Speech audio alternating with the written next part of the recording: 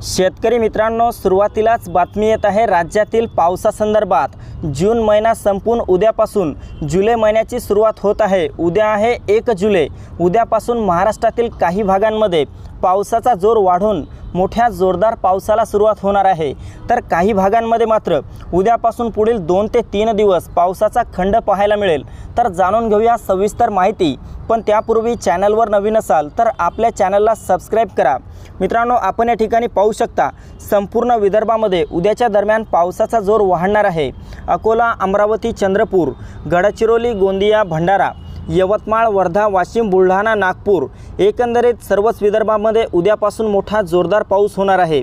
उत्तर महाराष्ट्रात पहिलेस्ता नाशिक, मालेगाव, नंदुरबार, धुळे, जळगाव, चाळीसगाव आणि मनमाडच्या परिसरामध्ये तसेच इतरही उत्तर महाराष्ट्राच्या भागांमध्ये उद्याच्या दरम्यान हलका ते मध्यम स्वरूपाचा पाऊस झालेला पाहायला मिळेल। कोकणामध्ये मात्र पावसाचा जोर उद्या वाढलेला पाहायला मिळेल।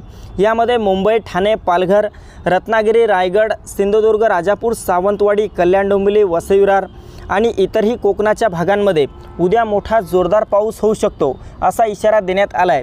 मध्य महाराष्ट्रात पहिल्यांदा पुणे, सातारा, कोल्हापूर, सांगलीच्या परिसरामध्ये ढगाळ वातावरणासह हलक्या ते मध्यम पावसाचा इशारा आहे। मात्र सोलापूर, पंढरपूर आणि अहमदनगरच्या परिसरामध्ये तुरळक ठिकाणी हलक्या सरींची शक्यता वर्तवण्यात आलेली आहे।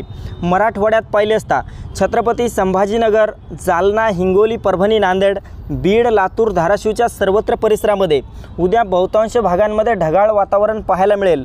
मात्र मराठवाड्यातील इतर ठिकाणी पहिल्यांदा तुरळक ठिकाणी हलक्या पावसाची शक्यता असणार आहे।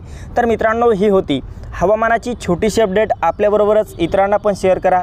व्हिडिओला लाईक, चॅनलला सबस्क्राइब करा। धन्यवाद।